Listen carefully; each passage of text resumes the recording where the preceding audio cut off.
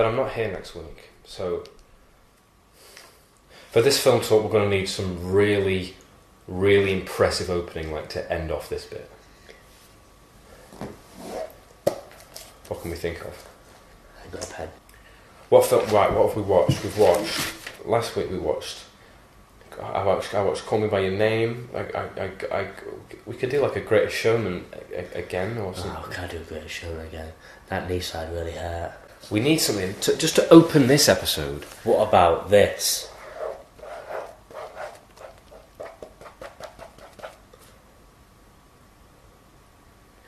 Ben, that's a cock and balls.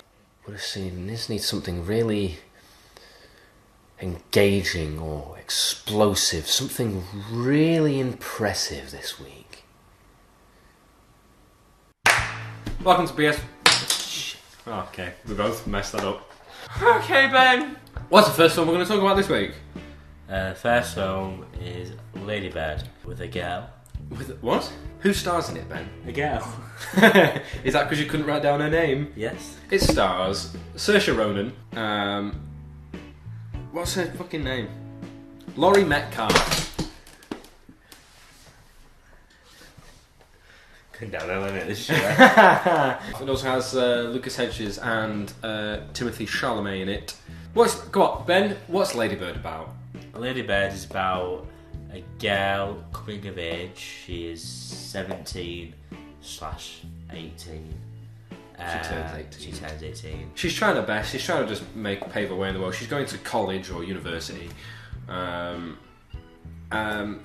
She wants to go to university on the other side of the country, but her mum wants to keep her in Sacramento, California, where it's set. Laurie Metcalf plays the mum, and she's a very... this is such a good role for her. She's very protective, very, opinionated, takes no shit. Like she says, she just tells Lady Bird whatever she thinks. Saoirse Ronan is nominated, actually, for an Oscar for this role. For just not supporting the lead actress. Yeah, I don't know what to say. She always does a good job. She was in The Lovely Bones. She was in Brooklyn. Did you see any of the Bones TV show?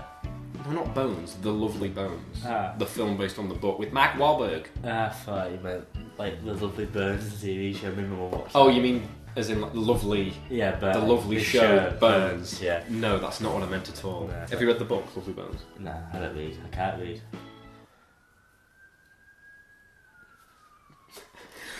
Film number 2! No, Joking. come on, we're not even on yet. Right. Hang on, I'm still talking about Oh, we don't Saoirse. Okay, sorry. I like her, she's great. Let's go. What are you on about? In terms of storyline, what did you think? A lot of the narrative beats have been done before. There's a lot of coming-of-age films where, they're having sex for the first time. They're arguing with their parents about moving to college or to high school or something. They always try and be cool and make new friends and stuff, There's always that kind of stuff. But I think there isn't really a plot. Yeah, no. Other than the is she going to get into college thing. Yeah. That's not really the main plot. It just follows this girl. I think it was a bit generic. I don't want to call it boring because it wasn't boring. No. But it's been done before. It's a bit bland. I'll go with that. It's a little bit bland. Okay.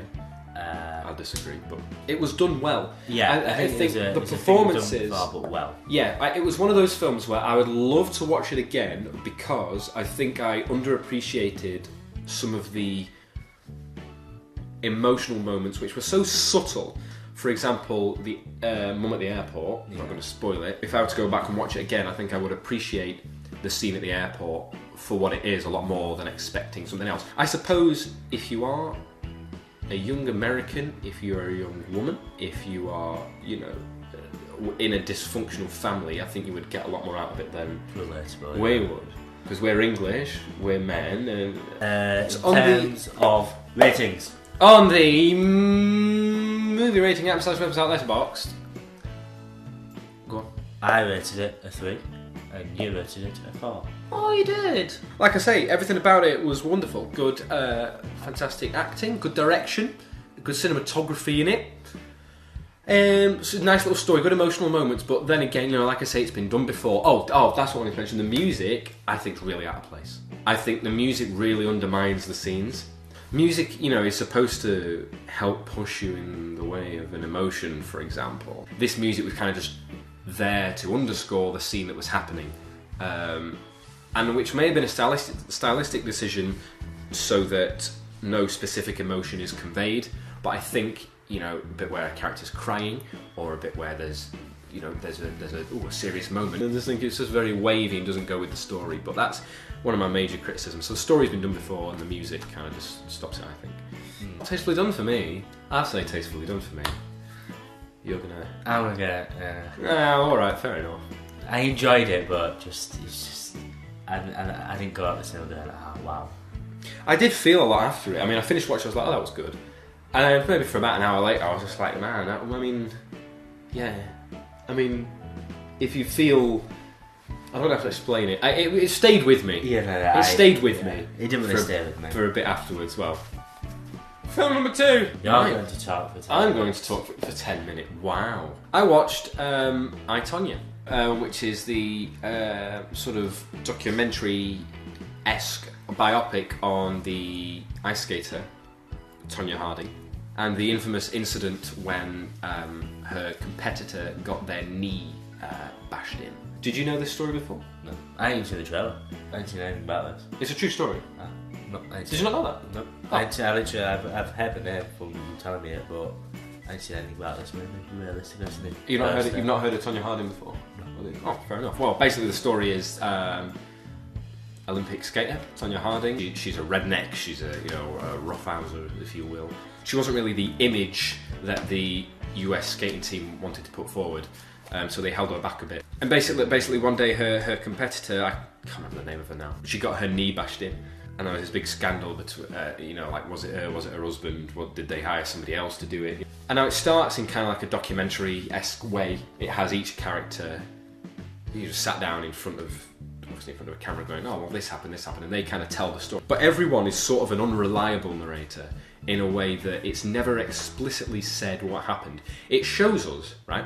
It shows us a scenario, the most widely, accepted scenario. But then later on, it's like, yeah, but one person's like, yeah, but it didn't happen like that. Maybe it didn't happen like that. Maybe this happened like that. So we never actually get concrete proof. And I think the film's very good because it's very unbiased, because it's based on real interviews as well. Performance-wise, Margot Robbie, again, is another person who's nominated for lead actress this year at the Oscars. She does a brilliant job. It's a very good role for her. Sebastian Stan, who we know as... Well, I know mainly as the Winter Soldier in the Captain America movies. Because you know so much about them. You know exactly what I'm talking about. Yeah. Yeah, you watch all the Marvel films. Loki, yeah, that's him. Everything I've seen Sebastian Stan, he's very... Not deadpan, he's just very, he delivers the lines and he says his word. But here, he has a lot of emotion, and it's really fun to watch him in this kind of role. Alison Janney plays the mum. She's also nominated Best Supporting Actress. She's phenomenal. What a crazy character, what a crazy woman this person is. Narrative-wise, like I say, it's very unbiased, it's very documentary style, and it's fun. Cinematography's beautiful, and all the ice skating scenes, they're all like long takes, and it's almost like, I don't know how they did it, I want to research it though, it's almost like, she's skating, but then they just have another person on skates just following around and stuff, and it's shot in, whatever frame rate, so they slow it down at some points when she jumps in the air and stuff. It's beautiful to watch. Music's fantastic, and you get a lot of emotion out of it. Like they say, they don't demonise, but they don't, make her look like an angel, Tonya Harding. I'm glad it's been nominated for Oscars. I gave it a 4, I think. On the movie rating app. Yes, and it's tastefully done. I'd say go watch I, Tonya. You've not seen it. Yeah, I've seen it. But it sounds good. It's one of the better biopics I've seen. Because I do really like biopics. I think it's given me the inspiration to go and watch it. Now I do want to see it. It is very good. Now you've told me about it. What film is it? Film number 3. Saved it. This week I went to cinema with my friends, not including this one because I don't like him. I thought you didn't tell me. To go and watch Game Night. It's a dark comedy starring a lot of comedians, including Jason Bateman. Rachel McAdams isn't a comedian, but she is. They're both brilliant. She's though. really I good enjoy in this everything film. they're in.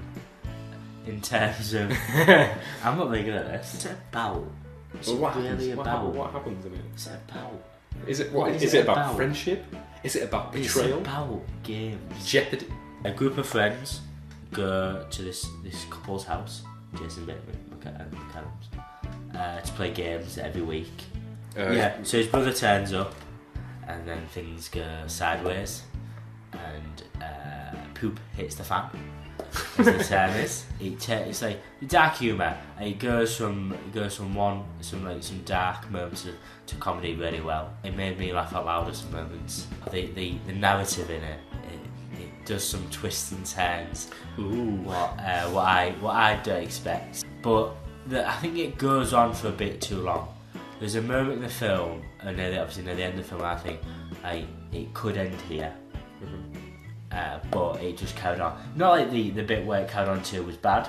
So I felt like it could have ended there. Compared to other comedies, this is up there, but it's not like. Is it clever comedy or is it like slapstick? It's slightly clever comedy. It's not like pie in the face and stuff like that, but it's witty at some point and stuff like that. So it's like my kind of comedy. So I enjoy that. In terms of the movie rating app / website Letterboxd, I rated it 3. What nowadays is to be the rating of every film I watch. We say 3 is the average. Every film is 3 until we see it. So in terms of a comedy, it's probably tastefully done, but in terms of like being an Oscar-winning film, probably nah. Oh. Right then, mate. Oh, I'm not here next weekend. I can't do a film song next weekend. It's my birthday, to be fair. It's Mother's Day. 21st. Can you be more appreciative to your mother, please? No. Thanks for watching. We'll see you next time. Love you, man.